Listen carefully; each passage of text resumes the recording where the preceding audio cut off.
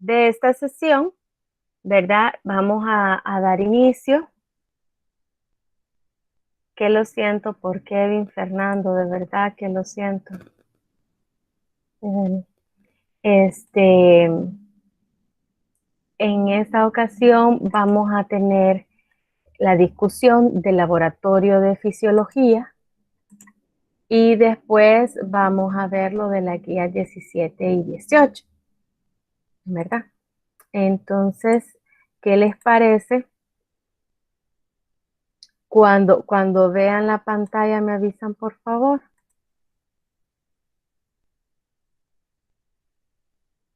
Ya. Ya, Lick. Ok, perfecto. Va, entonces, hay una guía de discusión y si gustan, ¿verdad? Yo puedo iniciar con la discusión, cuáles son las características, lo que es el sistema nervioso autónomo, cuáles son las diferencias entre las dos divisiones, ¿verdad? Y luego de ver toda la anatomía y la fisiología, pues ya ustedes ayudan con la explicación de las respuestas de acuerdo a lo que se registró en el video, ¿verdad? La idea sería que ustedes puedan explicar el por qué, ¿verdad? El por qué se da esa respuesta. Muy bien. Entonces, vamos a comenzar. Primero, ¿qué es el sistema nervioso autónomo? Recuérdense ustedes que el sistema nervioso autónomo es una de las divisiones del sistema nervioso periférico, ¿verdad? Eso es importante que ustedes lo recuerden, ¿verdad? Y este sistema actúa en arco reflejo. ¿Eso qué quiere decir? Que hay una neurona sensitiva que lleva la señal al cerebro, a la médula espinal, al centro integrador, ¿verdad? Y que luego hay una neurona motora que envía una respuesta, ¿verdad? A los órganos efectores, ¿verdad? Entonces, la característica del sistema nervioso autónomo, ¿verdad? Es que ellos captan los cambios internos. El sistema nervioso autónomo controla el funcionamiento interno del cuerpo. Entonces él monitoriza los órganos, él monitoriza el medio interno y dependiendo de los cambios que hayan en el medio interno, entonces así genera una respuesta, ¿verdad? Muy bien, entonces las neuronas sensitivas son neuronas viscerales, es decir, que están dentro de las vísceras. Pueden estar en el estómago, por ejemplo, ahí monitorizan los cambios de pH, la presencia de algunos iones, ¿verdad? Porque así detectan, pues si estamos comiendo, si hay alimento en el estómago para echar a andar, ¿verdad? Todo lo que es la digestión. Así también detectan cambios en la presión arterial, ¿verdad? Pueden detectar cambios en la composición de la sangre. Entonces, esas pueden modificar, pueden hacer que se modifique el corazón, la cantidad de latidos, ¿verdad? O la retención de agua o la liberación de agua, ¿verdad? Muy bien. Ahora, lo otro que debemos recordar es que dentro de las vías motoras, ¿verdad? Vamos a encontrar dos neuronas. Las vías motoras son dos neuronas que trabajan, por así decirlo, en relevo, ¿verdad? Entonces, una neurona, que es la neurona preganglionar, ella sale del sistema nervioso central. Aquí vemos en este caso que es la división simpática, ¿verdad? Entonces sale del sistema nervioso central y llega hasta un ganglio en el ganglio, esa neurona preganglionar hace sinapsis con la segunda neurona. Y esta es la neurona postganglionar. La neurona postganglionar sale del ganglio hasta el órgano efector, ¿verdad? Entonces, preganglionar es la que sale del sistema nervioso central hasta el ganglio y la postganglionar es la que sale del ganglio hasta el órgano efector, ¿verdad? Ahora, así ustedes notan, todos los órganos están inervados, ¿verdad? Por lo que es el sistema nervioso autónomo. Pero el sistema nervioso autónomo, si ustedes recuerdan, tiene dos divisiones, ¿verdad? Una es la división simpática, que es la que tenemos aquí en este esquema, la división simpática o tóraco-lumbar. Esta división se caracteriza, ¿verdad? Como es tóraco-lumbar, ¿verdad? Entonces, las neuronas de esa división, las neuronas preganglionares, sus somas o sus cuerpos, van a estar en la región torácica y lumbar de la médula espinal. Por eso es la división tóraco-lumbar, ¿verdad? Ustedes pueden ver que las neuronas de esa división solo salen de estas regiones, ¿verdad?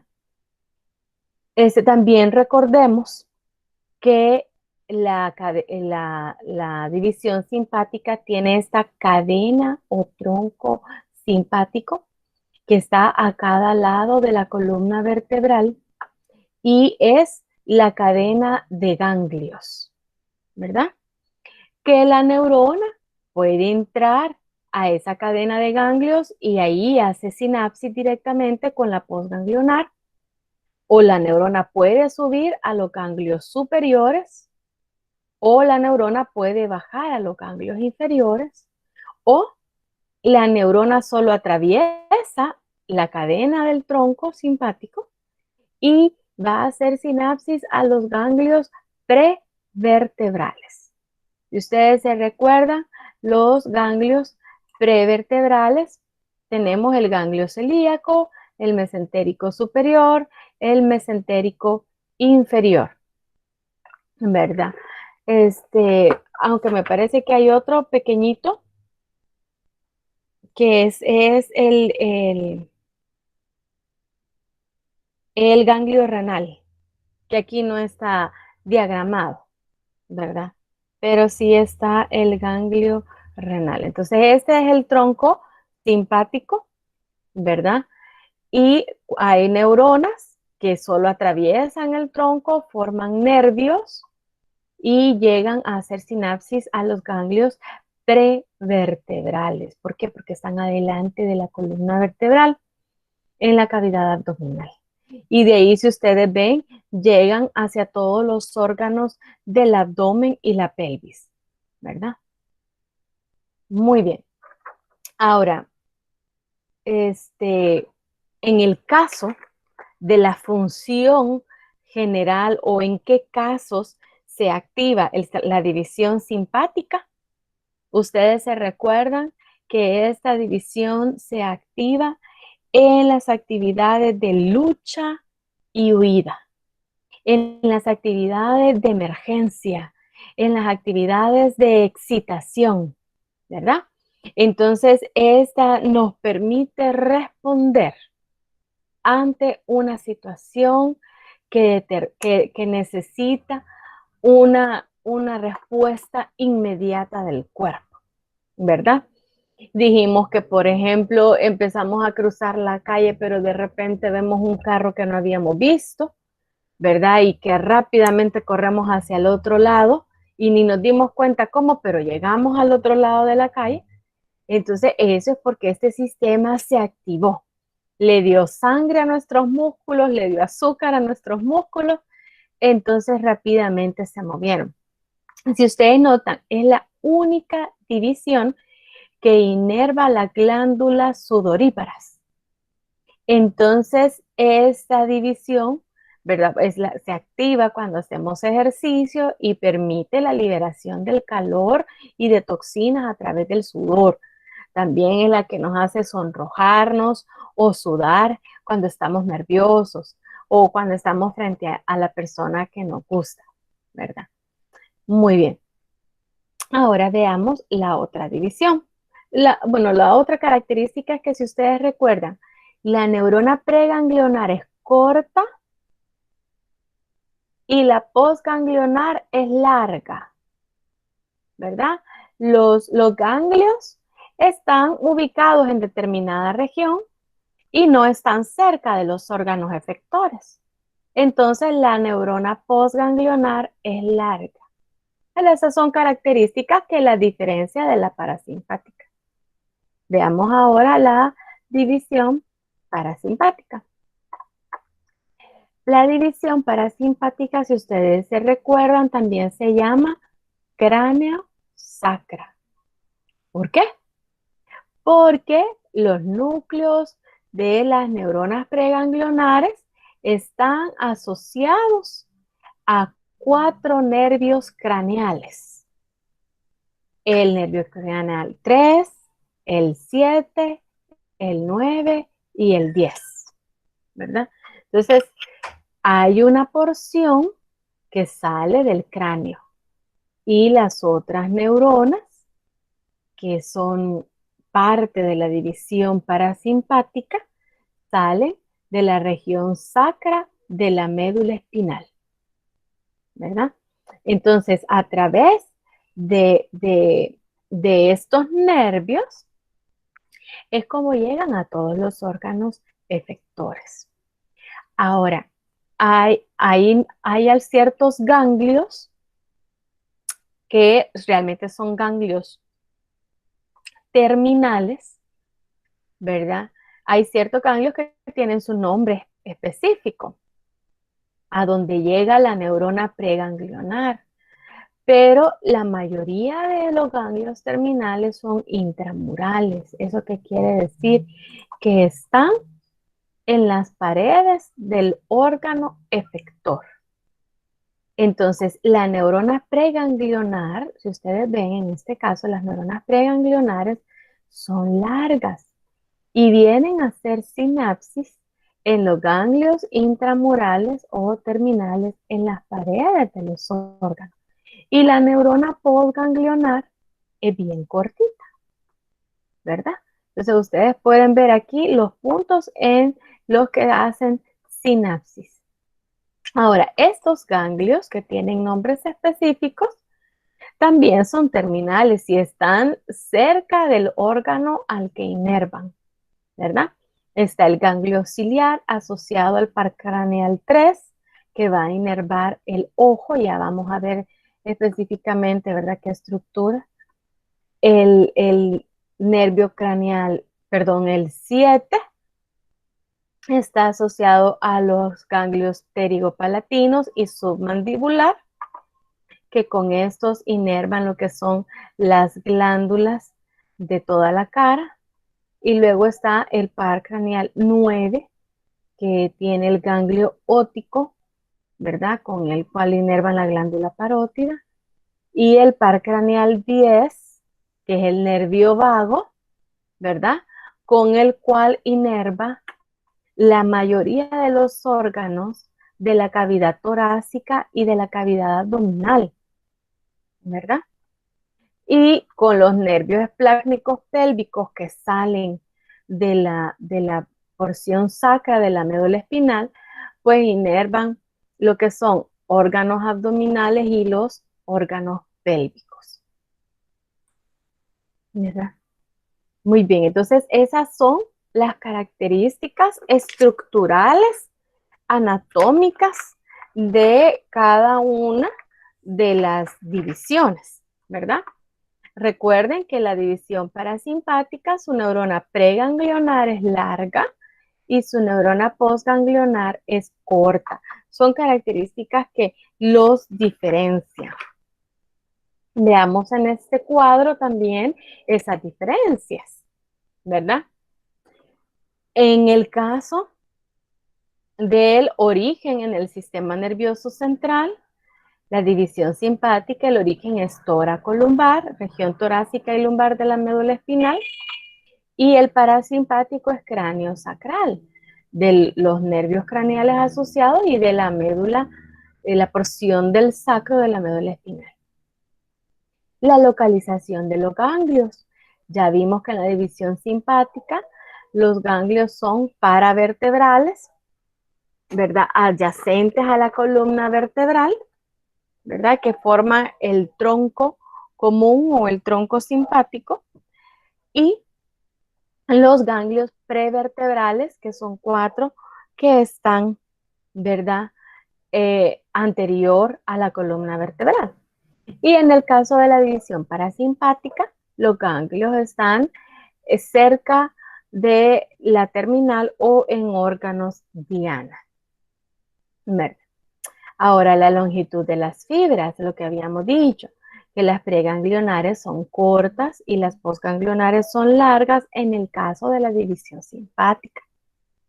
Y de la división parasimpática, las preganglionares son largas y las postganglionares son cortas, ¿verdad? Son al revés. Ahora, ¿qué es esto de divergencia neuronal? Es la cantidad de conexiones que establece una neurona preganglionar con una neurona postganglionar. Entonces, en el caso de la división simpática, una neurona preganglionar puede conectarse hasta con 17 o más neuronas postganglionares. Me parece que Tórtora nos dice que hasta 20 neuronas postganglionares, lo que hace, ¿verdad? Que la señal es muy amplia, o sea que rápidamente se difunde hacia una gran cantidad de lugares, porque la neurona preganglionar puede hacer sinapsis con 20 o más neuronas postganglionares. En cambio, en la división parasimpática, la divergencia es mínima, es decir, 1/2 a 1 en 2. ¿Eso qué quiere decir?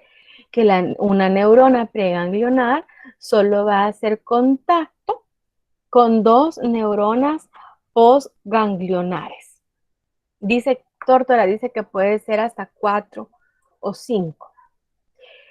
Pero vemos la diferencia, ¿verdad? No es lo mismo estimular a 20 que estimular a 5. Entonces, todo esto nos va mostrando que la división simpática tiene una capacidad de respuesta mucho más rápida. Ahora, ¿cuáles son los efectos del sistema? En el caso de la división simpática, es una activación común y en masa.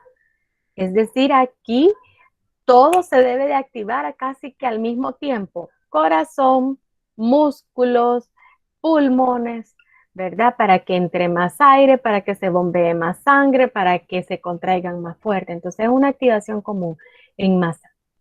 En cambio, en la división parasimpática, los efectos son más específicos y locales, ¿verdad? Estaría dirigido, perdón, estaría dirigido, hoy no tomé café, quizás por eso estoy bostezando.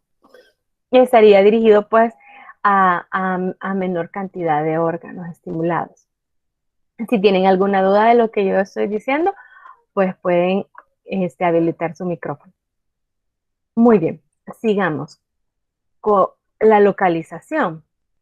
La comparación entre las neuronas colinérgicas y adrenérgicas. Acordémonos que las neuronas colinérgicas son las que liberan acetilcolina y las adrenérgicas son las que liberan noradrenalina o adrenalina. Entonces, veamos la división y cuáles son las características de las preganglionares y de las postganglionares. Entonces, si ustedes notan, las fibras preganglionares tanto de la división simpática como de la parasimpática, son colinérgicas. ¿Eso qué quiere decir? Liberan acetilcolina. Todas las fibras preganglionares liberan acetilcolina. Y las fibras postganglionares usualmente son adrenérgicas. En el caso de la división simpática, son adrenérgicas. ¿Eso qué quiere decir? Que liberan noradrenalina. Solo hay unas pocas que liberan acetilcolina. Perdón. Es que escuché algo aquí.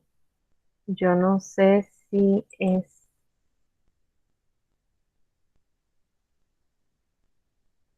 Vaya, ¿cuál de los dos es más importante? ¿Si el parasimpático o el simpático? Pues miren, la verdad es, es que ambos son importantes. No podemos decir que uno es más valioso que el otro, porque actúan para diferentes cosas. Porque el simpático, como vamos a ver y como hemos visto, es el que nos activa, es el que necesitamos cuando, el que se activa cuando nosotros necesitamos energía, el que nos ayuda a responder de manera rápida ante cualquier situación. Pero el parasimpático también lo necesitamos porque es el que nos ayuda a tener una buena digestión y el que nos ayuda a recuperar las energías perdidas, ¿verdad? Entonces el parasimpático nos ayuda a relajarnos, a tranquilizarnos, en el sentido de que hace que el cuerpo esté con un menor gasto energético para poder reponer todo lo que se ha utilizado. Pero el sistema simpático es el que se activa cuando necesitamos salir corriendo, ¿verdad? Entonces, realmente necesitamos de ambos. Y como son opuestos, lo ideal es que estén equilibrados. No podemos permitir que solo uno de ellos esté activo porque no podemos estar o todo el tiempo activados enérgicamente ni todo el tiempo aletargados, ¿verdad? Sino que necesitamos de un equilibrio entre los dos. Muy bien. Las fibras postganglionares en la rama simpática usualmente son adrenérgicas. ¿Eso qué quiere decir? Que liberan noradrenalina. Entonces, el neurotransmisor característico de la división simpática es la noradrenalina. Y en el caso del parasimpático, las neuronas o las fibras postganglionares son colinérgicas. Entonces, la acetilcolina es el neurotransmisor característico de la división parasimpática. ¿Por qué? Porque al ser liberados estos neurotransmisores, pues van a llegar a los receptores en los órganos diana para producir un efecto, ¿verdad? Ahora hablando de receptores, ¿verdad? Si ustedes se recuerdan,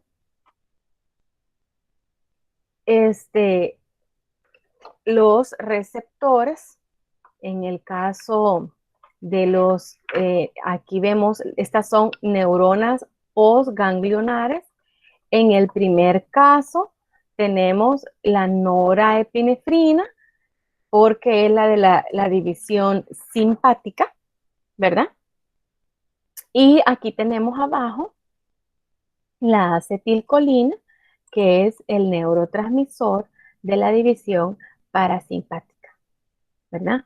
Entonces, en el caso de la norepinefrina, o de los receptores adrenérgicos, recuérdense que los receptores adrenérgicos son el alfa y beta, ¿verdad? Entonces, el alfa y beta son los receptores. El alfa, hay receptor alfa 1 y receptor alfa 2. Y del beta hay 1, 2 y 3. Dependiendo del receptor y de la localización, así puede ser excitación o inhibición su resultado. Por ejemplo, el alfa 1, casi que su acción o su efecto es de excitación. El alfa 2, en cambio, es de inhibición. El beta 1 es de excitación. El beta 2 es de inhibición y el beta 3, que solo lo tiene el tejido adiposo pardo, la termogénesis. Entonces, parte de ver la respuesta en los órganos efectores es hacer esa relación. ¿Qué molécula le llegó al receptor? ¿Qué receptor se activa? ¿Y cuál es el efecto? ¿Verdad? Eso es lo ideal, que podamos comprender cuál es el proceso fisiológico por el cual se da la respuesta. En el gato vimos la dilatación pupilar, la respuesta de la pupila. Vimos la respuesta en el latido del corazón y la fuerza del corazón. Y vimos la respuesta del aparato digestivo, ¿verdad? Entonces, la idea es comprender qué sustancia se libera, que llega al órgano efector, ¿verdad? Y cuál es el efecto en ese órgano, ¿verdad? Y pudiendo identificar los receptores, si es posible. En el caso de la división postganglionar, de la división parasimpática, acordémonos que la neurona postganglionar son colinérgicas, es decir, que liberan acetilcolina, y los receptores colinérgicos hay de dos tipos, los nicotínicos y los muscarínicos, ¿verdad? Pero los que están solamente en la membrana de los órganos efectores son los muscarínicos. Entonces, lo que está aquí en el órgano efector son los receptores muscarínicos, ¿verdad? Ahora, estos receptores muscarínicos a veces pueden tener una excitación o una inhibición en el órgano efector, ¿verdad? Entonces ahí va a depender del órgano y del efecto, ¿verdad? De ese neurotransmisor ahí conectado. Este,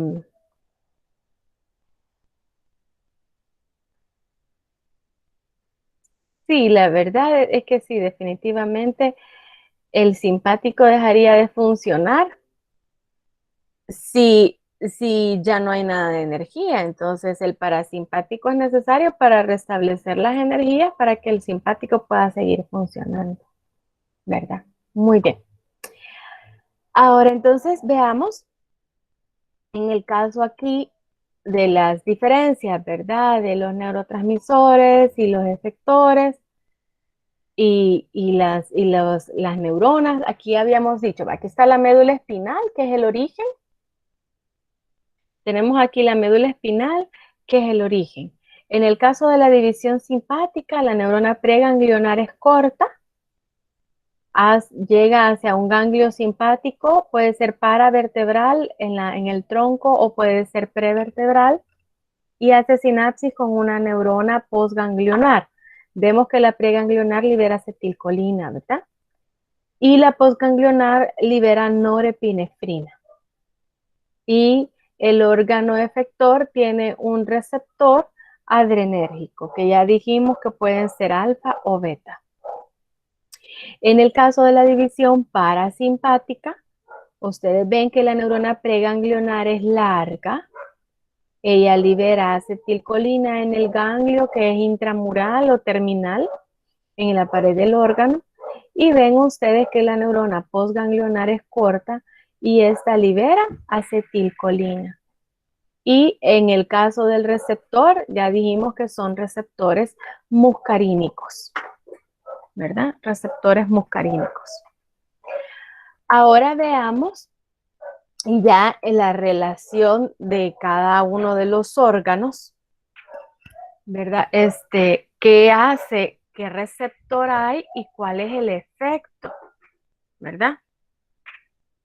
Entonces veamos, en el corazón. En el corazón, la división simpática, ¿verdad? Produce un aumento en la frecuencia cardíaca, un aumento en la fuerza de la contracción y un aumento en la velocidad de la conducción, ¿verdad? Ustedes tienen en tórtora, ¿verdad? Tienen el cuadro 15.2. Ahí se ve, por ejemplo, que el beta 1 está en las fibras musculares cardíacas. Aquí lo tenemos, miren, el beta 1 está en las fibras musculares cardíacas y produce excitación. ¿Qué hace con esa excitación? Pues un aumento en la fuerza y la frecuencia de la contracción, ¿verdad? Entonces, ustedes pueden ver que el receptor adrenérgico en el corazón es el beta 1, ¿verdad? Y que produce un aumento de la frecuencia cardíaca. Ahora, en el parasimpático, acuérdémonos que ahí el receptor siempre va a ser muscarínico, pero ¿cuál es el efecto? El efecto es la disminución de la frecuencia cardíaca, la disminución de la fuerza de la contracción y la disminución de la velocidad de la conducción. Entonces ya vamos a ver cómo se da eso en el gato. Ya vamos a ver el cambio en la cantidad de latidos y en la presión arterial. Al mismo tiempo, ustedes tienen en el cuadro 15.4 los efectos de las divisiones en distintos órganos. Entonces, ustedes pueden ver que el músculo cardíaco incrementa la frecuencia cardíaca y la fuerza de la contracción auricular y ventricular, ¿verdad? Y que el receptor es el beta 1, ¿verdad? Y en el caso de la división parasimpática, pues disminuye la frecuencia cardíaca. Ok, ya vamos a ver cómo se da esto en el gatito. En las arterias, el sistema simpático produce una contracción en unas y dilatación en otras, ¿verdad? Entonces, ¿por qué en algunas puede producir contracción y en otras puede producir dilatación? Si ustedes se recuerdan, el sistema nervioso simpático, la división simpática, se encarga de dirigir el flujo sanguíneo y produce un aumento del flujo sanguíneo en el músculo, pero una disminución del flujo sanguíneo, por ejemplo, en el riñón. Ya dijimos en la clase que cuando estamos haciendo ejercicio no hay necesidad de producir orina. Entonces se disminuye el aporte sanguíneo hacia el riñón para que se mejore el aporte en los músculos. Entonces ustedes pueden ver ahí en el cuadro 15.4, por ejemplo, en las arteriolas renales, que la estimulación simpática produce una constricción o una disminución en los vasos sanguíneos. Entonces, hay una disminución del volumen de orina, ¿verdad? Entonces, y hay dilatación en algunos de los vasos sanguíneos, por ejemplo, en las arterias del corazón. Obviamente, ¿verdad? Si queremos que el corazón lata más fuerte, el corazón va a necesitar de oxígeno. El corazón, él no obtiene el oxígeno de la sangre que llega al ventrículo. Él obtiene el oxígeno de la irrigación que tiene él, de las arterias que lo rodean. Entonces, producen una vasodilatación, ¿verdad? Porque así permite que le llegue más sangre, la cual luego puede distribuirse y por lo tanto llega más sangre a a- al corazón, ¿verdad? A las fibras musculares, ¿verdad? También las arteriolas del músculo esquelético es igual. Hay un receptor, el beta 2, que produce que se dilate, ¿verdad? Para que aumente el riego sanguíneo, ¿verdad? Y en el caso del parasimpático, pues sería una dilatación o relajación. En el caso de las venas, ¿verdad? El simpático produce contracción y dilatación. Y en el caso del parasimpático, pues no hay efecto conocido en las venas. Ahora, en el caso del aparato respiratorio, en el aparato respiratorio, el sistema simpático produce una broncodilatación. ¿Y eso qué es? Que los bronquios se abran, ¿verdad? ¿Por qué? Porque como los músculos están movilizándose más rápidamente, así como el corazón, entonces se necesita de un mayor aporte de oxígeno. Entonces, cuando el bronquio se dilata, entonces él se abre, ¿verdad? Para que pueda llegar más aire o por lo tanto oxígeno a los alvéolos pulmonares y por lo tanto a la sangre, ¿verdad? En el caso del parasimpático es lo contrario, ¿verdad? Produce la broncoconstricción, ¿verdad? La constricción de las vías aéreas. En el tracto gastrointestinal, el otro órgano, ¿verdad? Que nos interesa, aquí se ve que en el sistema simpático hay una disminución de la motilidad. La motilidad es la contracción que realiza el estómago. Todo el tubo digestivo para que pase el alimento, para que se mezcle con los jugos gástricos, debe de estarse contrayendo y relajando. Claro que es mucho más cuando hay digestión que cuando no la hay, ¿verdad?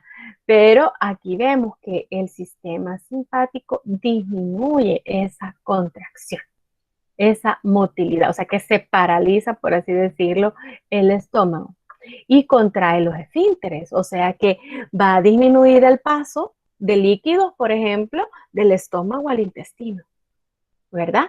Entonces, ya mirábamos el efecto de tener un enojo cuando estamos comiendo, da dolor de estómago, ¿verdad? Porque el sistema simpático en un enojo se activa, entonces disminuye la motilidad intestinal.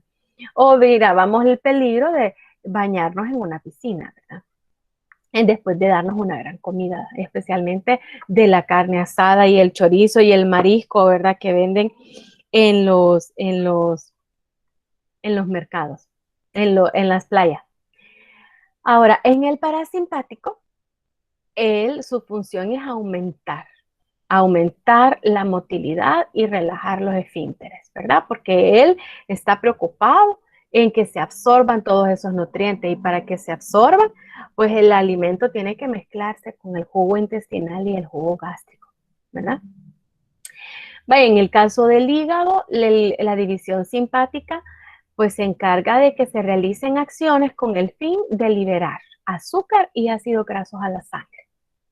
Entonces se rompe el glucógeno, hay nueva formación de glucosa y hay lipólisis para que se liberen ácidos grasos a la sangre. Y en el caso del parasimpático es lo contrario, se sintetiza el glucógeno. Acuérdense que el glucógeno es la forma de almacenamiento de la glucosa, ¿verdad? En el cuerpo. En el caso del riñón, el simpático ayuda a la secreción de renina, ¿verdad? Y en el parasimpático, pues no se ve efecto conocido. En la vejiga, relaja el músculo y contrae los esfínteres, ¿verdad? Para evitar la liberación de orina, ¿verdad? En cambio, el parasimpático, pues contrae el músculo y relaja los esfínteres porque promueve la orinar, ¿verdad? El parasimpático, acuérdense que también está asociado a las acciones de salivar, de orinar, de defecar. En el caso del útero, pues el sistema simpático produce relajación y en el parasimpático no hay efecto conocido. En los ojos, el sistema simpático, él produce la dilatación pupilar y en el parasimpático, él produce la contracción pupilar. El simpático la dilata y el parasimpático la contrae. Y en el caso de las glándulas, ¿verdad? El simpático pues, produce una secreción salival viscosa y en el caso del parasimpático una secreción salival acuosa. Cuando decimos se me hace agua la boca de pensar en la comida o porque ya es hora de comer, ¿verdad? Veamos aquí para que nos quede claro cuál es el efecto de la estimulación simpática y parasimpática en el ojo, ¿verdad? Y es que hay dos músculos, ¿verdad? Que modifican la amplitud de la pupila, ¿verdad? Entonces, en el caso de la división, si ustedes ven, la azulita es la división parasimpática y la amarilla es la división simpática.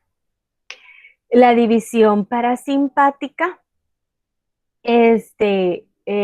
tiene su efecto cuando es la señal, ¿verdad?, llevada por el nervio craneal 3 o el nervio oculomotor. Entonces acuérdense que ahí está el ganglio ciliar y de ahí salen las neuronas postganglionares de la división parasimpática. Entonces, él inerva el músculo constrictor de la pupila o esfínter de la pupila. Esfínter de la pupila. Y produce la contracción, ¿verdad? Produce la contracción. Entonces, ¿cuál es el efecto? La contracción pupilar, ¿verdad? La contracción pupilar. Cuando vimos el nervio, el par craneal 3 y vemos el ganglio ciliar, ¿verdad? Dice que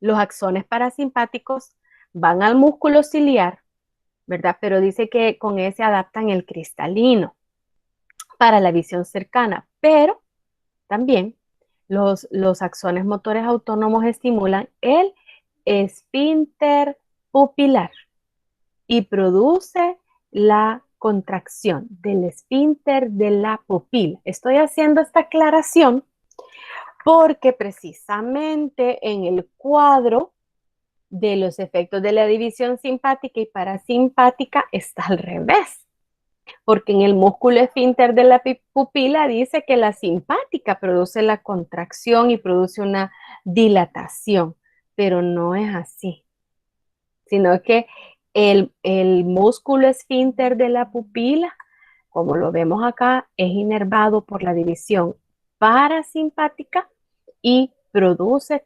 contracción o constricción pupilar. Entonces eso está malo ahí.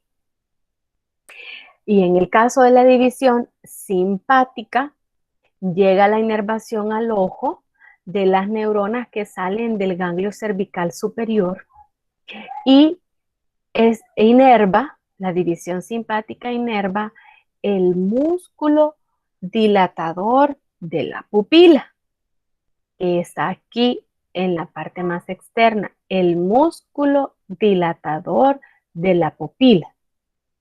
Entonces, en ese caso, cuando la división simpática inerva el músculo dilatador de la pupila, entonces la pupila se dilata.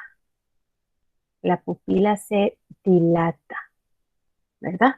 Entonces, el efecto de la división simpática es la dilatación de la pupila, porque estimula al músculo dilatador de la pupila. Y el efecto de la división parasimpática es la constricción de la pupila, ¿verdad? Porque estimula el músculo esfínter de la pupila, ¿verdad? Muy bien. Ahora veamos, ¿verdad? Aquí las diferencias, ya creo que ya las vimos, ¿verdad? Las diferencias de la inervación cráneo-sacra, que es la división parasimpática, la que tenemos aquí a la izquierda, y la división simpática o toracolumbar, que es la que tenemos aquí a la derecha. Y vemos los efectos, ¿verdad? La división simpática contrae la pupila, miren, está más chiquita. Y la parasimpática contrae la pupila, la parasimpática. Y la simpática dilata la pupila, ¿verdad? La parasimpática estimula la salivación, la simpática la inhibe. La parasimpática contrae los bronquios, la simpática dilata los bronquios. La parasimpática calma el corazón, disminuye los latidos y la fuerza de la contracción. La simpática no, la activa, ¿verdad? Aumenta la fuerza de la contracción y la frecuencia cardíaca. La parasimpática estimula el sistema digestivo y las secreciones de los órganos auxiliares de la digestión, ¿verdad? Para el proceso de la digestión. Y en el caso de la simpática, inhibe la función, ¿verdad? Del sistema digestivo. Entonces veamos cómo todo esto se dio en el laboratorio, ¿verdad? Y aquí prácticamente ya están las respuestas. Pero ahora yo quiero que ustedes participen, ¿verdad? Entonces, aquí en el caso de la estimulación eléctrica del simpático, ¿cuál fue el efecto que produjo en la pupila y por qué? ¿Por qué se da el efecto de la pupila? ¿Alguien puede activar su micrófono? Porque ya vimos toda la fisiología, ¿verdad? Entonces, ¿cuál es el efecto y por qué se da?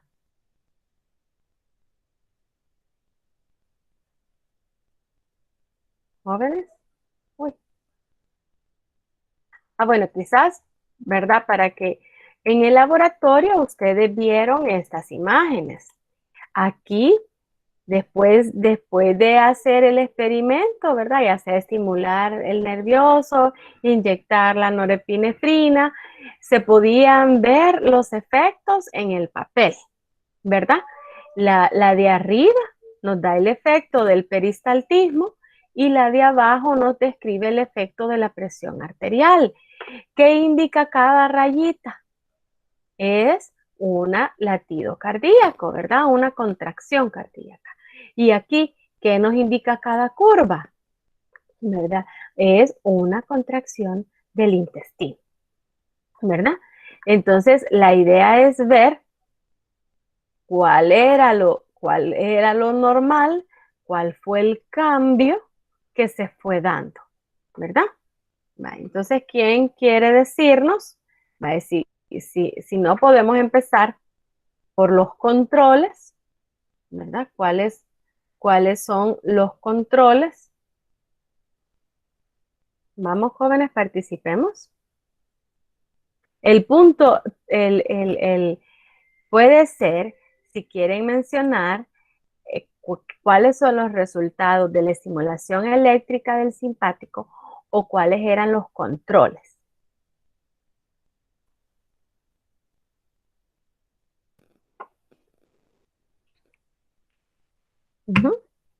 Porque entiendo que vieron el video.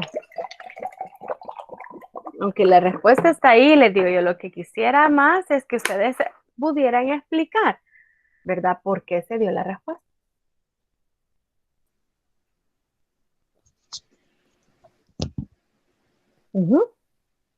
Díganme.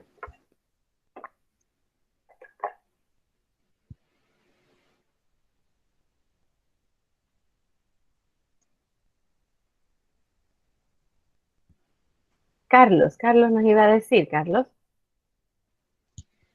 Sí, es que no sé cómo decirlo, pero lo voy a intentar.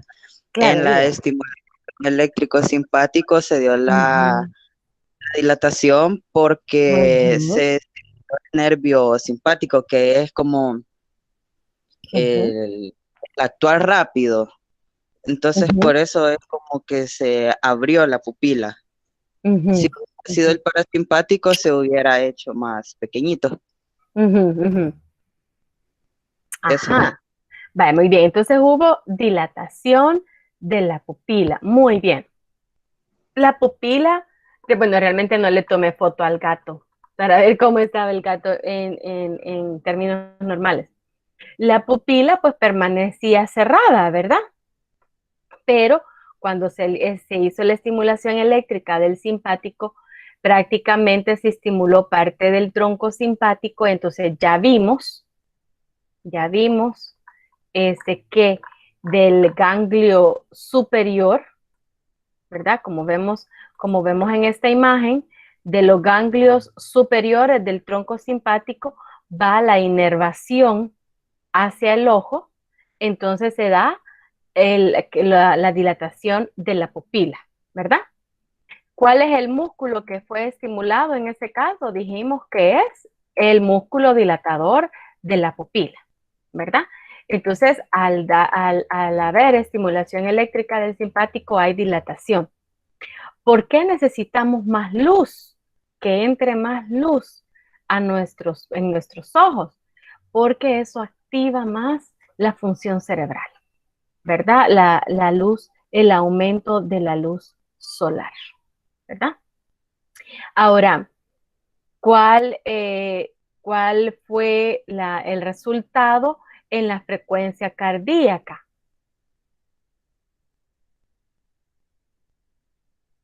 ¿Qué se observó en la frecuencia cardíaca? ¿Fue igual que el control?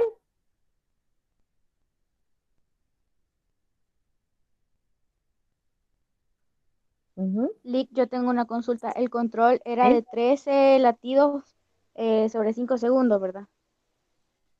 Sí. Entonces aumentó. Ajá, muy bien. Aumentó la frecuencia cardíaca. Así es, a 15 latidos en 5 segundos. ¿Verdad? Muy bien. Aumentó la frecuencia cardíaca. Acordémonos que la estimulación del sistema simpático, dijimos acá que aumenta la frecuencia cardíaca. Entonces, de 13 pasó a 15 latidos en 5 segundos, ¿verdad? Aquí podemos ver en esta imagen, aquí podemos ver en esta imagen, ¿verdad? Que contabilizaron ellos, ¿verdad? El tiempo de los 5 segundos, contaron las rayitas, entonces fueron 15 latidos en 5 segundos, ¿verdad? Muy bien.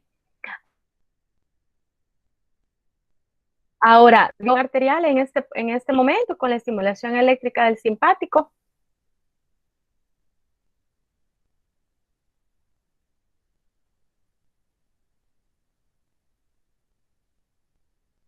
¿O qué pasó con él? Realmente en la presión arterial no hubo cambio, ¿verdad? No hubo cambio hasta ese momento, ¿verdad? Pero ¿qué pasó con la motilidad intestinal? ¿Qué pasó con la motilidad intestinal? Como vemos aquí la curva aquí arriba, más bien que no es la curva, sino que como vemos aquí la gráfica en la porción superior, ¿cómo se ve?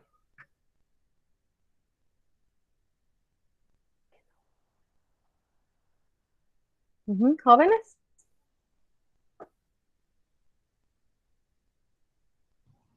Que fue disminuyendo, Lick. Así es, disminuyó, ¿verdad? Si ustedes notaron, si ustedes notan aquí en la imagen, vean cómo estaba al principio, que aquí el estómago se estaba contrayendo constantemente, ¿verdad? Pero ya vean aquí con la estimulación eléctrica, vean que las curvas que generaba el estómago, las contracciones del estómago disminuyeron. Porque ven ustedes aquí en esta porción totalmente plana y aquí también.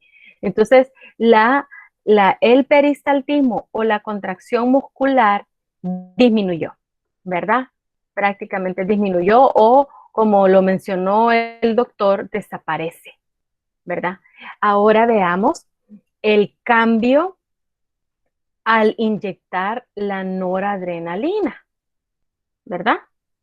¿Ustedes creen que fue igual el cambio en la estimulación eléctrica del simpático o fue mayor o fue menor? ¿Qué creen ustedes? Fue menor. ¿Fue menor el cambio con la noradrenalina? Vaya, veamos, vaya. En el caso de los ojos, hubo siempre una dilatación. Pero ¿qué pasó con la frecuencia cardíaca y con la presión arterial? ¿Cuál es el valor normal de la presión arterial, jóvenes? 120/80. Sí, pero me refiero al gatito en ese momento. Vaya, veamos aquí. 100. Veamos 100, exacto. La presión arterial normal es en el nivel de la gráfica normal. Entonces ustedes pueden ver que llega a 100 milímetros de mercurio. Pero ¿qué pasó cuando se inyectó la noradrenalina? Miren hasta dónde llega la presión arterial. ¿Hasta cuánto llegó la presión arterial? 200. A 200, así es. ¿Y la frecuencia cardíaca aumentó a cuánto? A 16 latidos por sobre 5 segundos. Exacto, sobre 5 segundos, así es. Entonces, vean ustedes. El corazón aumentó la cantidad de veces que latía, ¿verdad? A 16. Fue de 13 a 16. Sí, pues no mucho, ¿verdad? Realmente no parece que sea mucho, pero ustedes ven la diferencia de la presión arterial. Cambió de 100 a 200. Ahora, quizás lo que tengamos que relacionar, ¿vale? ¿Qué es lo que mide la presión arterial? ¿Qué es lo que nos dice la presión arterial?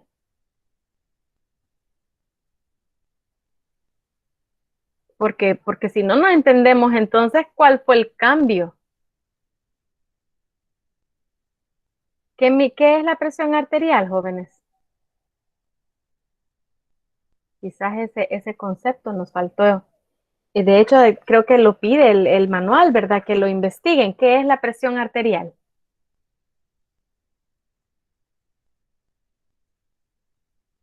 ¿Quién puede decirnos?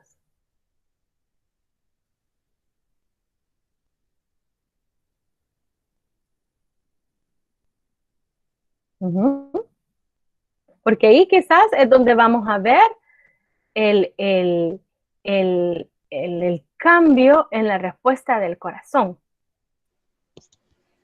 No es lo que mide el flujo de la sangre.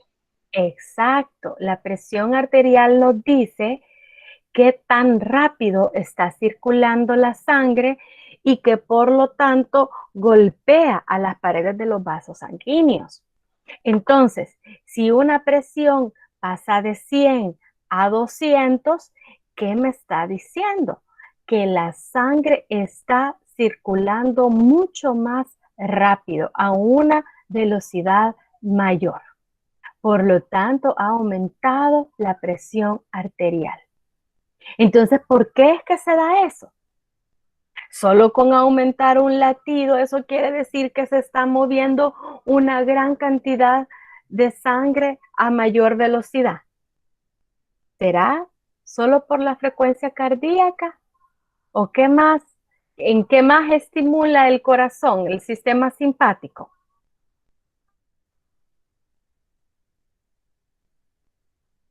¿Qué más ha cambiado ahí? Según este cuadrito, ven ustedes, ¿qué cambia? Miren, aumento de la fuerza de contracción, aumento de la frecuencia cardíaca y aumento de la velocidad de conducción.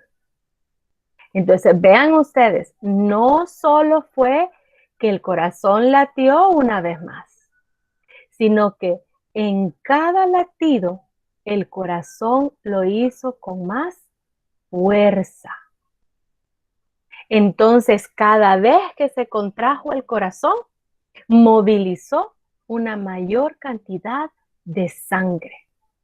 Y esto es lo bueno del ejercicio cardíaco, jóvenes, porque el corazón aumenta su fuerza, entonces él no necesita generar una gran cantidad de latidos para mover la sangre que se necesita, sino que hace los latidos con más fuerza para impulsar una mayor cantidad de líquido, ¿verdad? Entonces eso lo vemos en el resultado del experimento porque, ¿verdad?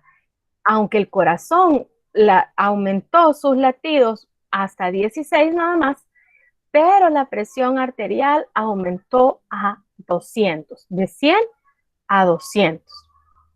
Entonces ahí vemos, ¿verdad? El aumento de la fuerza de la contracción. Muy bien. Y con el peristaltismo, ¿cómo vemos aquí la curva del peristaltismo, jóvenes? ¿Cómo está? ¿Hubo peristaltismo o qué pasó? Desapareció, Lick. Desaparece. Así ustedes ven, aquí hay una línea totalmente plana, es decir, que no hay ninguna contracción del intestino, ¿verdad? Muy bien. Entonces, ven ustedes los efectos de la división simpática. Ahora, ¿por qué se da esto también en el cuerpo? Porque acuérdense que la división simpática, cuando inerva la médula suprarrenal, se libera a la sangre la adrenalina y la adrenalina es igual que la noradrenalina. Entonces sus efectos pueden verse igual que así como se lo inyectaron al gatito, ¿verdad? Cuando la división simpática se estimula, la glándula suprarrenal libera la adrenalina a la sangre, entonces estos efectos se ven rápidamente e instantáneamente en el cuerpo, ¿verdad? Tenemos los mismos efectos. Dilatación de la pupila, aumento de la frecuencia cardíaca, aumento de la presión arterial e inhibición del peristaltismo. Ya vimos que hay efectos en otros órganos, ¿verdad? Pero en el caso del gatito, pues eso se le pudimos medir. Ahora veamos la división parasimpática. Vale. ¿Qué pasaba con la pupila derecha? ¿Qué pasó ahí con la pupila? ¿Será que íbamos a ver dilatación o constricción con el estímulo eléctrico del parasimpático? ¿Qué nervio estimularon, jóvenes? ¿Qué nervio parasimpático estimularon?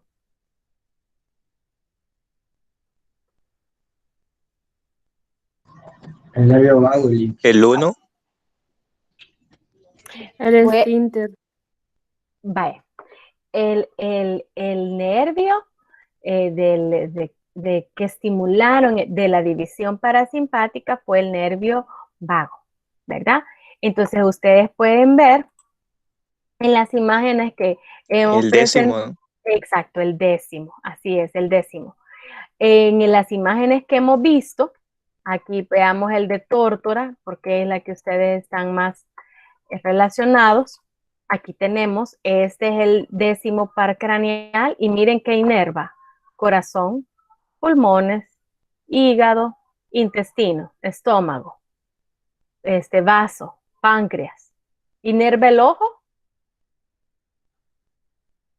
No, no lo inerva.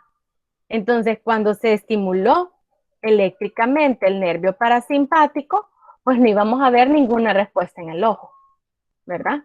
No se iba a ver ninguna respuesta. Pero sí vimos cambios en la frecuencia cardíaca y la presión arterial. ¿Cuáles fueron esos cambios, joven?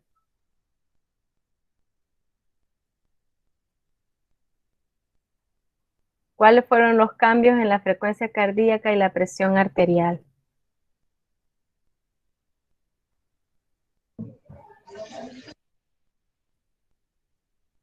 Digan, participemos, jóvenes, no tengan pena de participar.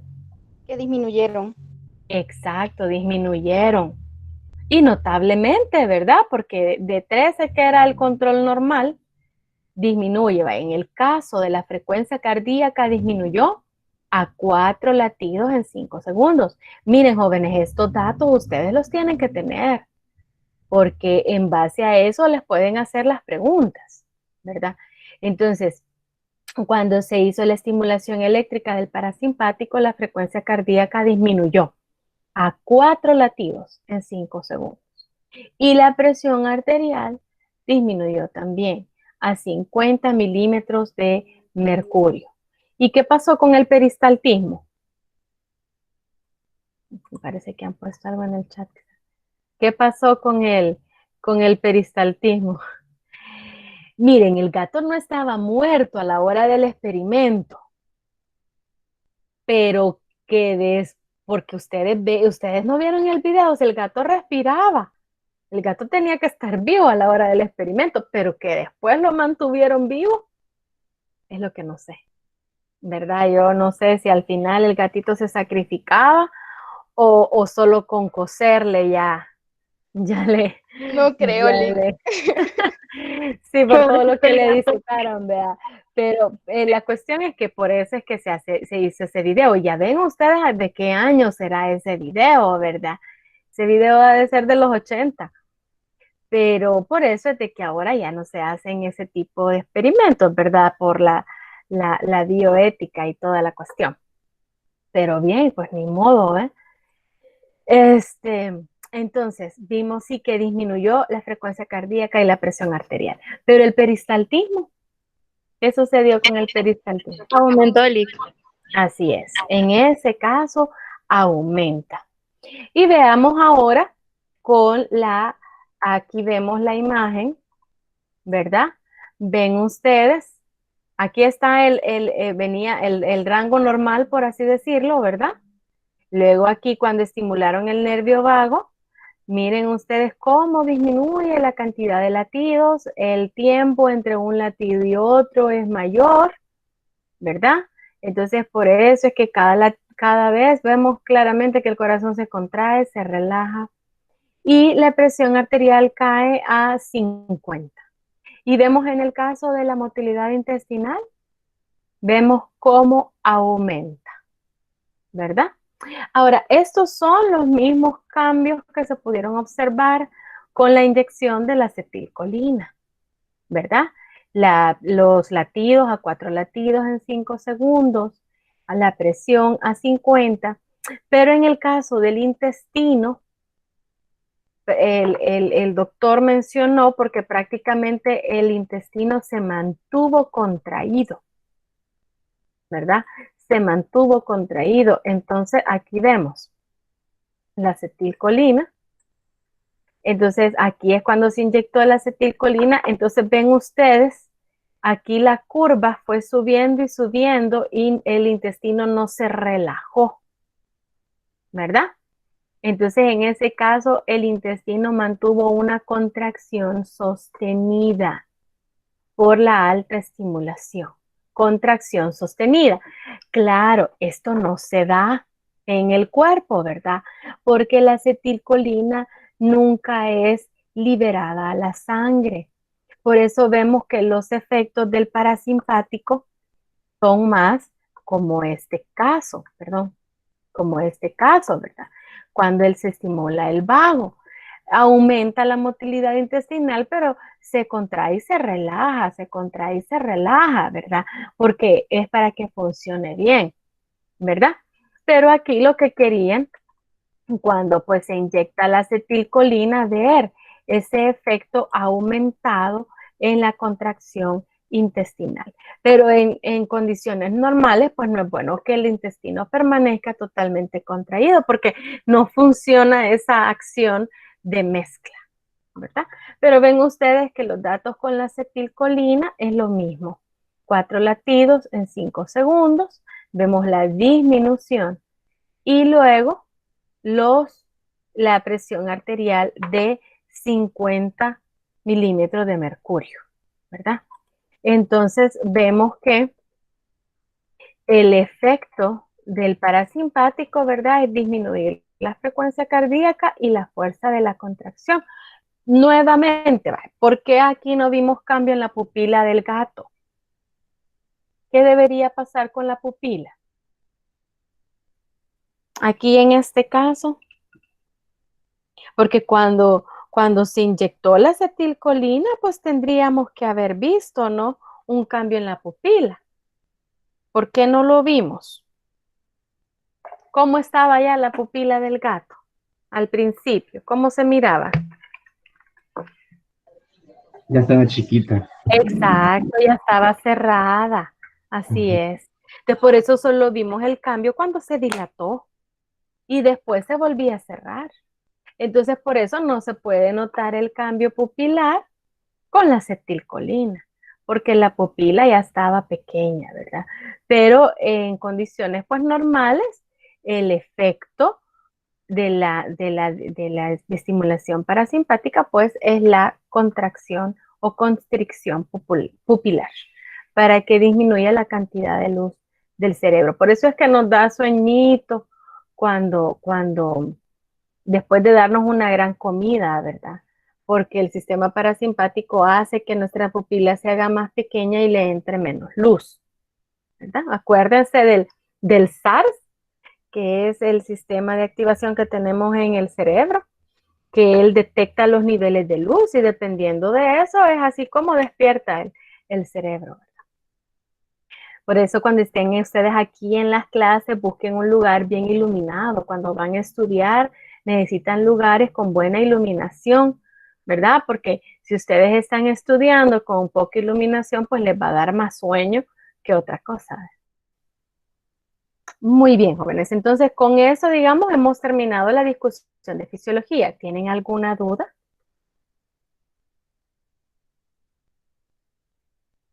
¿Alguna duda en relación a lo que hemos entonces, para no dormirnos, para no dormirnos después de comer, hay que estar en eso? Bueno, la verdad es que se recomienda que por lo menos unos 15 a 20 minutos descansemos, ¿verdad? Y después de descansar unos 15 minutos, si es necesario que tengamos que hacer actividades, pues las podemos hacer, ¿verdad? Pero si una siesta de 15 minutos a 30 minutos es bueno hacerla después de comer.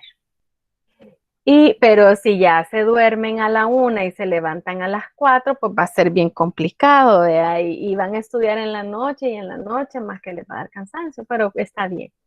Yo siempre estudié, dormía un rato y en la madrugada estudiaba, porque así el cerebro descansaba un poco, a veces me levantaba a las 2 a estudiar, ¿verdad? Entonces, pero sí dormía siempre un ratito, como entre 10, 12, después me levantaba a estudiar, tomando agua helada. Y pues sí, a veces es mejor en la noche, ¿verdad? Pero pues realmente es nuestro trabajo de estudiantes, ni modo, siempre nos cambia todo nuestro ciclo cuando estamos estudiando y pues la verdad es que después trabajando en hospitales siempre nos tocan turnos de noche. Entonces sí, ustedes ven cómo estos sistemas, el simpático y el parasimpático, ayudan a acelerar el cuerpo cuando el cuerpo necesita o a relajarlo, ¿verdad? Entonces, la cuestión sí, en parte es un poco malo que cuando nosotros estemos trabajando y estamos sometidos a mucho estrés, el estrés estimula el simpático mucho. Entonces, aunque no hacemos ejercicio, no dan ganas de comer, ¿verdad? Porque el cuerpo necesita esa cantidad de azúcar.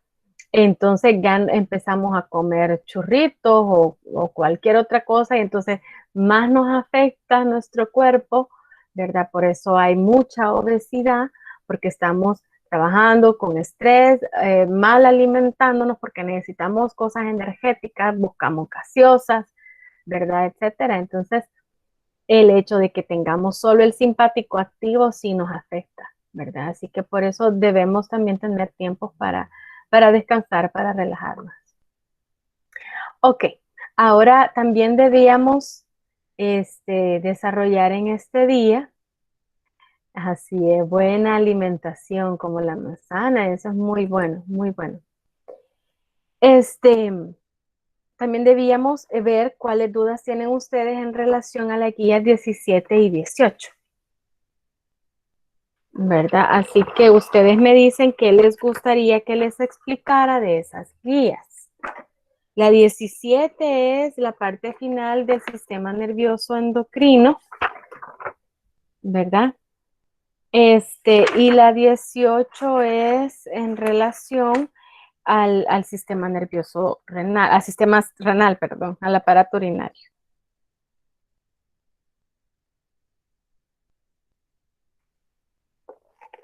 Así es que ustedes me dicen si hay alguna duda.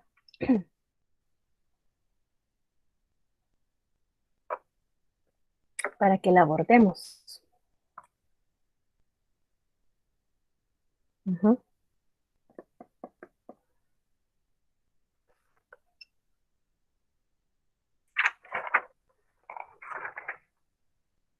Vamos, jóvenes, pueden preguntar ahí lo que deseen. A menos que no hayan dudas, pues llegáramos hasta acá. ¿Por qué será que no hay dudas? ¿Será que no han leído? ¿Se les olvidó apuntar las preguntas? Dígame. Licenciada, yo tengo duda en literal C, la irrigación e inervación de los riñones, de la guía 18. Ah, ok. Vale, muy bien. Aquí tengo una presentación para tener unos esquemas a la mano. Voy a iniciar la presentación.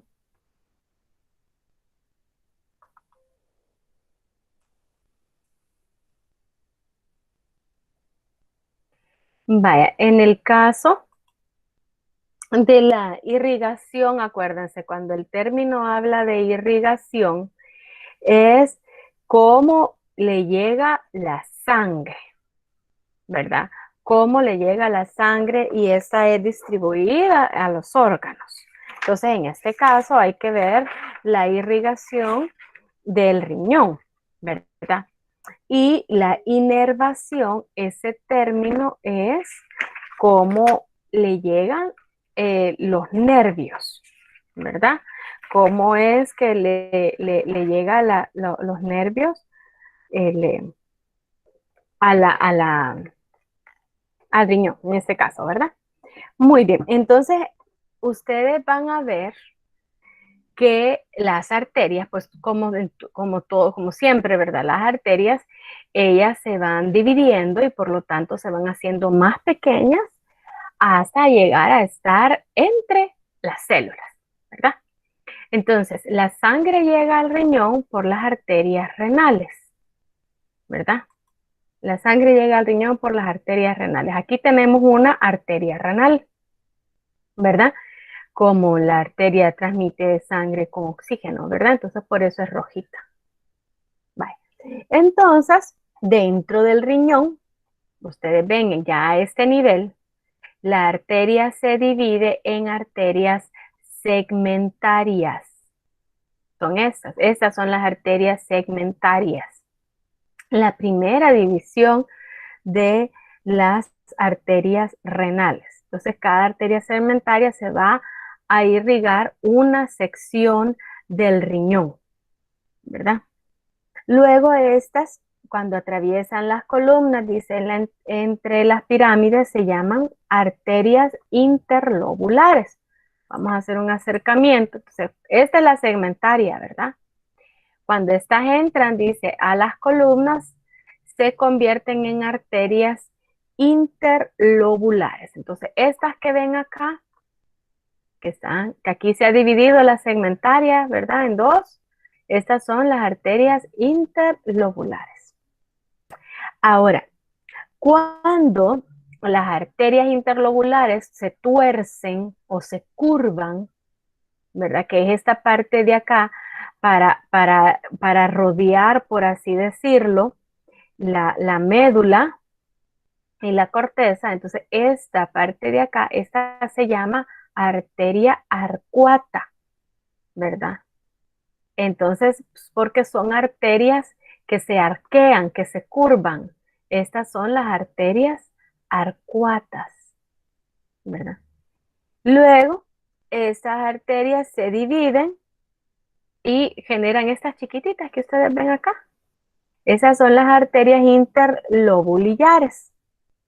Estas, las arterias interlobulillares, ¿verdad?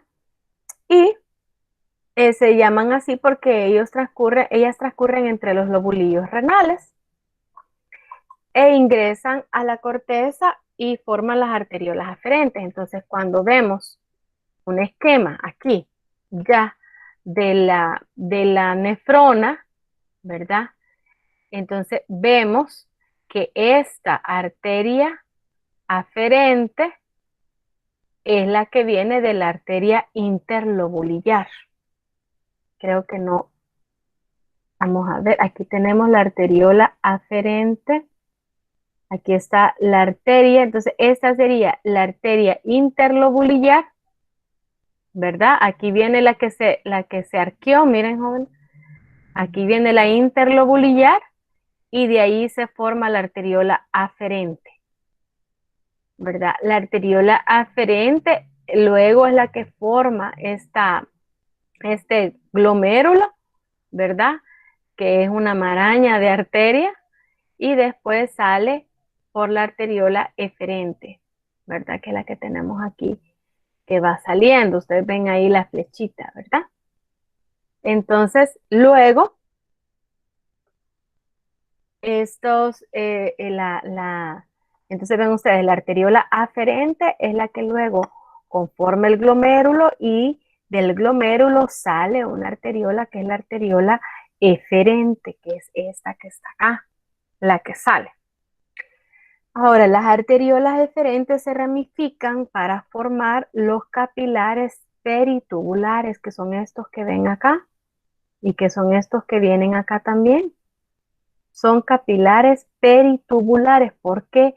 Porque están alrededor del túbulo de la nefrona, ¿verdad? Acuérdense, miren aquí, el glomérulo está rodeado por la cápsula glomerular y de ahí salen los túbulos, que son los blanquitos, ¿verdad?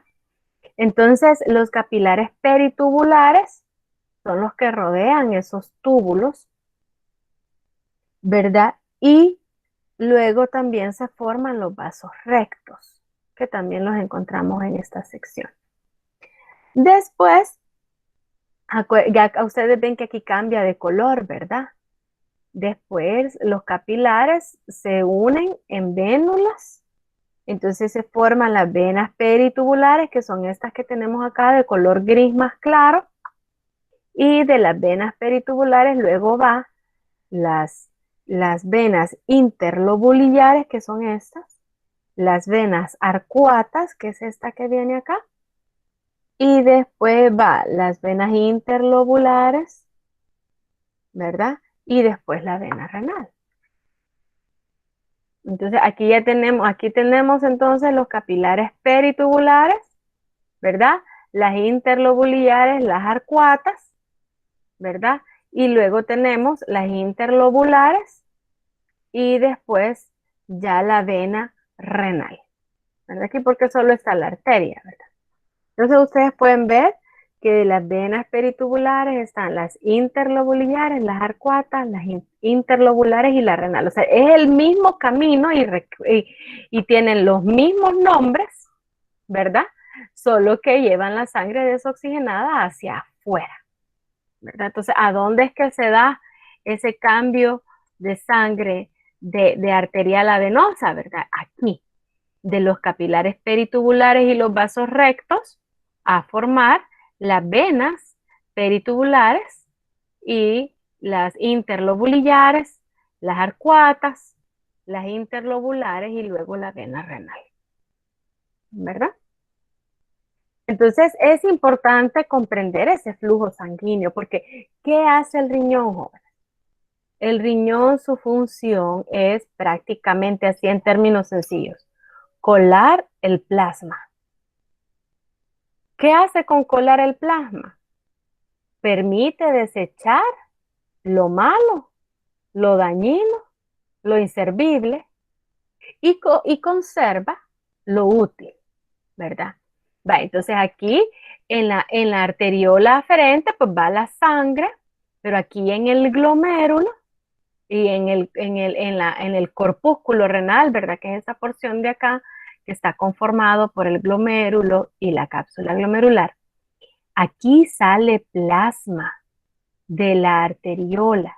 Sale plasma hacia este espacio glomerular. Ese plasma lleva solutos, lleva diferentes componentes, lleva a veces glucosa, sodio, potasio, la creatinina, lleva otros compuestos de desecho. Entonces, a ustedes lo van a ver más adelante.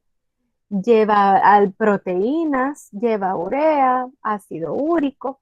Entonces, luego este plasma o este líquido, ¿verdad? Va a pasar por los túbulos y entonces se va a reabsorber lo que el cuerpo necesita y lo bueno, y lo que no es necesario va a quedar en el túbulo, dentro del túbulo, y entonces este líquido va a llegar hasta salir por la papila duodenal y los cálices menores hasta llegar a la vejiga, ¿verdad? Entonces, esta es la importancia del riñón, su función, que limpia el plasma. ¿Qué sucede si la creatinina no se saca del cuerpo? Esa es una sustancia tóxica que es liberada por los músculos porque son los que forman la fosfocreatina para almacenar energía. Pero parte de esta fosfocreatina también es liberada a la sangre. Entonces, pero no puede permanecer en la sangre porque es tóxica para nosotros. Entonces el riñón se encarga de sacarla por la orina. ¿Verdad?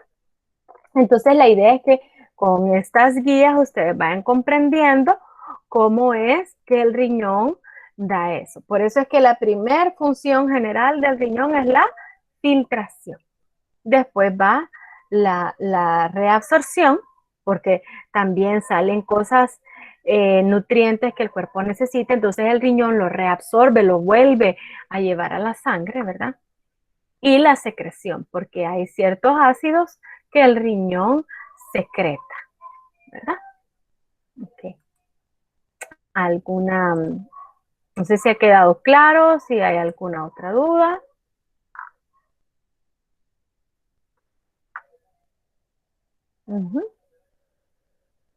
¿Alguna otra duda, jóvenes?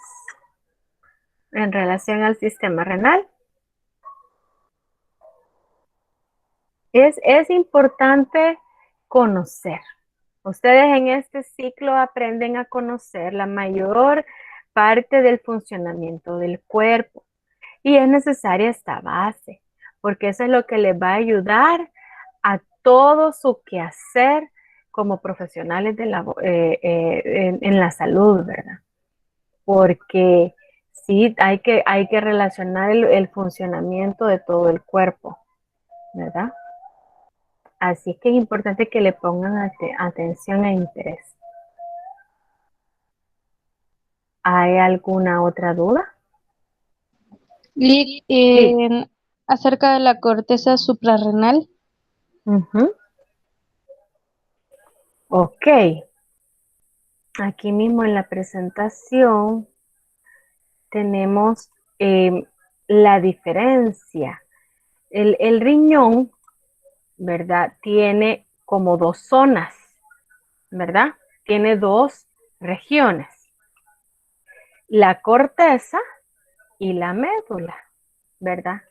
Entonces, la característica, perdón. La característica, ¿cuál es cada una de ellas? La corteza es esta parte externa que está en el borde del riñón, que normalmente tiene un color más claro, ¿verdad? Entonces, toda esta parte externa es la corteza, ¿verdad? Y toda la parte interna que tiene como estos abaniquitos aquí, esto se llama médula, ¿verdad? Entonces, lo externo es corteza y lo interno es médula. La médula es normalmente un poquito más oscura, ¿verdad? Ahora, si ustedes notan acá, hay una porción de la corteza, que la vemos acá, hay una porción de la corteza que entra y se deposita entre las dos médulas o entre cada una de estas porciones de la médula se llaman pirámides. Entonces, porque tiene la forma de una pirámide invertida, ¿verdad? Entonces, la porción de la corteza que está entre las dos pirámides se llama columna renal, ¿verdad? Entonces, aquí hay corteza superior, médula, pirámide inferior o profunda, ¿verdad? Y columna, que es la porción que está entre las pirámides, ¿verdad? Ahora, ¿qué es un lóbulo renal? Un lóbulo renal es, vamos a quizás hacer primero un pequeño dibujito, a ver si nos sale. El lóbulo renal consiste, pero quizás lo vamos a hacer de color negro para que se vea bien. Una pirámide renal, la porción supradyacente de corteza, dice, y la mitad de cada columna renal adyacente. Entonces veamos aquí, agarramos la mitad de la columna, aquí tenemos la pirámide, aquí está más o menos, se me fue, la mitad de la otra columna y la corteza. ¡Qué barbaridad! No tengo pulso. Vale, pero digamos que esta zona corresponde a un lóbulo renal, ¿verdad? La mitad de las columnas adyacentes, una pirámide y la corteza que está sobre la pirámide. Eso es un lóbulo renal, ¿verdad? La corteza y las pirámides forman el parénquima o la porción funcional del riñón. ¿Por qué? Porque ahí se encuentran las nefronas, que son la estructura o el órgano funcional, por así decirlo, las unidades funcionales del riñón. Entonces ahí vemos que en estos tejidos están, aquí, por ejemplo, diferenciamos, ¿verdad? La porción superior es la corteza, la porción inferior es la médula, ¿verdad? Y aquí vemos que hay nefronas que están solo en la corteza mayormente, que son las nefronas corticales, y hay nefronas que forman parte de la corteza, pero también van hacia la porción interna de la médula. Entonces esas son nefronas yuxtamedulares, ¿verdad? Son nefronas yuxtamedulares.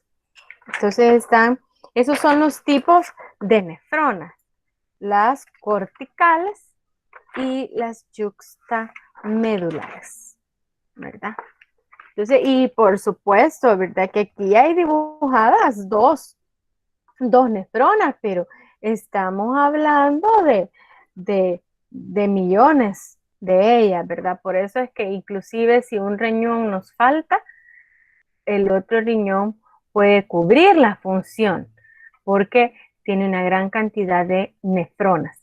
Si ustedes ven aquí en la porción amarilla, ¿verdad? Que constituye que es la nefrona, ¿verdad?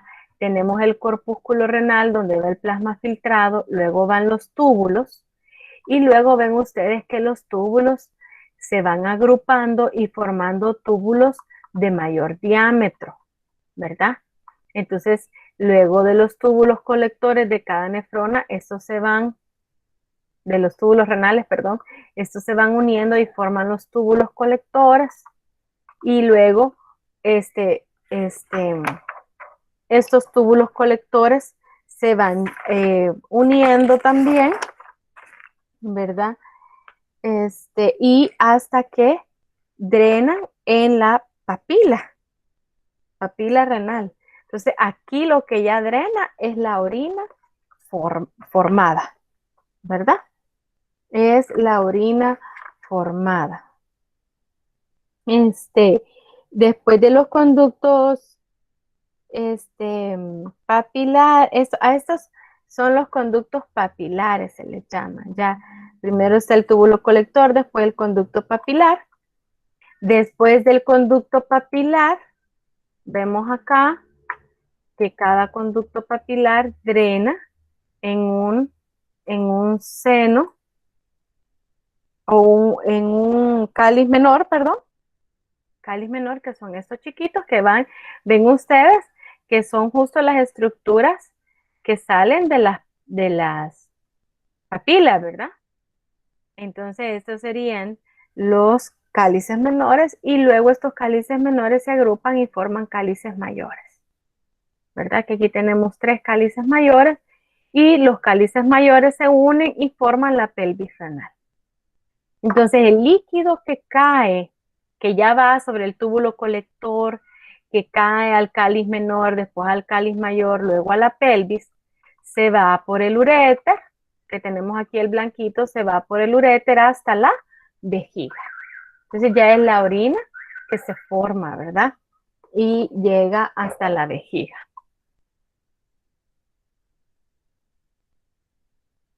Muy bien, no sé si quedó claro así la explicación de la corteza.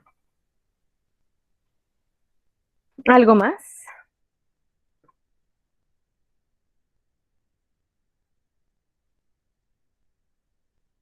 Gracias, Lick. De nada, de nada. ¿Alguna otra pregunta o tema que abordemos? ¿Podría explicar la histología de la nefrona? Ok. En el caso de la histología de la nefrona. Acuérdense que cuando estamos hablando de la histología de la nefrona o de cualquier órgano, ¿verdad? Hablamos de las células que lo conforman, ¿verdad? Entonces dijimos aquí en estas diapositivas previas, ¿verdad? Que la nefrona está formada por, primero, un corpúsculo renal, que está formado por el glomérulo, que es el enmarañamiento del vaso sanguíneo, y una cápsula glomerular, que es la que lo rodea, ¿verdad? Y luego la nefrona está conformada por un túbulo renal. El túbulo renal tiene 3 partes. La parte directa que sigue después del corpúsculo se llama túbulo contorneado proximal, pero luego este túbulo deja de ser contorneado y se convierte en una U. Esta U se llama asa de Henle. Y el asa pues tiene una parte descendente y por eso se llama rama descendente y una parte ascendente y por eso se llama rama ascendente. Luego después este túbulo se vuelve a ser enrollado o contorneado, entonces es el túbulo contorneado distal. Y después pasa al túbulo colector y cuando estos se unen forman los conductos papilares. Entonces hay que ver, ¿verdad? Cuando vamos a hablar de histología de la nefrona, vamos a ver qué células, ¿verdad?, componen cada una de estas estructuras. Entonces aquí tenemos precisamente, ¿verdad?, lo que es primero el corpúsculo renal, ¿verdad? Y ahí podemos identificar las células que lo conforman.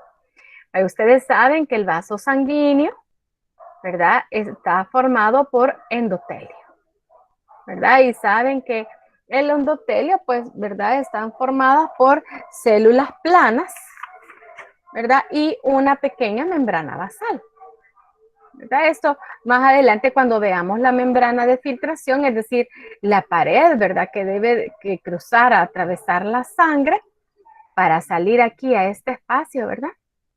Entonces, ahí vamos a ver bien los componentes estos. Pero aquí tenemos, miren, estas rosaditas son las células endoteliales. Ahora, este es el glomérulo, ¿verdad? Está conformado por los vasos sanguíneos. Pero ustedes pueden ver que aquí los vasos sanguíneos tienen unas células que están adheridas a ellos y que parecen como pulpos, estas células. Estas células, esas que parecen pulpos, son la capa visceral de la cápsula de Bowman. ¿Por qué? Porque la cápsula está formada por dos capas. Una capa es la que está adherida a los vasos sanguíneos, que es esta capa de celulitas, y la capa parietal es la que forma la pared, ¿verdad?, de la cápsula de Bowman. Y entre las dos capas hay un espacio que es donde llega el plasma filtrado, ¿verdad? Entonces, estas células, ¿verdad?, se llaman podocitos. Estos son los podocitos. Y se llaman así, ¿verdad?, porque tienen estos pseudopies o estos filamentos o estas proyecciones. Entonces parecen como pulpos. Aquí hay otra imagen en donde podemos ver mejor el podocito, ¿verdad? Aquí tenemos el núcleo de la célula y aquí vemos sus extensiones. Estas son las extensiones del podocito que rodea el vaso sanguíneo o el glomérulo. Ven ustedes aquí, tenemos el vaso sanguíneo que está rodeado por el podocito porque tiene estas prolongaciones que se llaman pedícelos o pseudopies. Entonces vemos aquí las capas, ¿verdad?, que atraviesa el plasma. Tenemos el endotelio, que tiene estos poros con fenestraciones, vemos la membrana del endotelio y vemos los pedícelos, ¿verdad? Entonces, esta es la membrana que atraviesan las sustancias que hay en el plasma, la membrana de la filtración glomerular. Entonces, tenemos que el glomérulo está cubierto por los podocitos, ¿verdad? Y la capa parietal, que son estas amarillitas, la capa parietal de la cápsula de Bowman, ¿verdad?, está formada por epitelio pavimentoso simple, ¿verdad? Y esta es la pared externa de la cápsula de Bowman, ¿verdad? Ahora, si ustedes ven, aquí hay otras celulitas, ¿verdad?, que están entre en los espacios del corpúsculo, del glomérulo, perdón. Esas son las células mesangiales, ¿verdad? Esas son las células mesangiales y esas células, ¿verdad?, las vamos a ver su función más adelante, que ayudan a aumentar la superficie de filtración, ¿verdad?, estirándose o contrayéndose. Entonces aumentan el diámetro del glomérulo y por lo tanto la capacidad de la filtración. Las células mesangiales, ¿verdad?, son celulitas que eso van a contraerse y relajarse, ¿verdad? Y aquí, en esta porción de acá, si ustedes ven, hay unas células especializadas que forman el aparato yuxtaglomerular. Entonces está formado por estas celulitas de la arteriola aferente, que son las células yuxtaglomerulares, y la mácula densa del túbulo contorneado distal.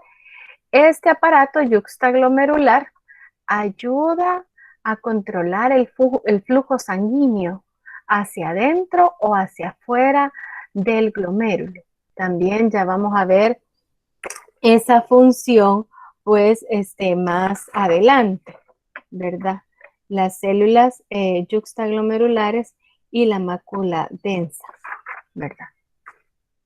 Y bueno, el túbulo o los túbulos renales tienen diferentes histologías, ¿verdad?, dependiendo de la zona, ¿verdad? En Tórtora también hay un cuadro con esas celulitas, el túbulo contorneado proximal, que es este que está acá, es epitelio cúbico simple con microvellosidades. Aquí ven ustedes las microvellosidades hacia la luz del tubo, ¿verdad? En el caso de las ramas del asa de Henle, ¿verdad? La porción gruesa tiene epitelio cúbico simple o cilíndrico bajo y la porción delgada tiene epitelio pavimentoso simple.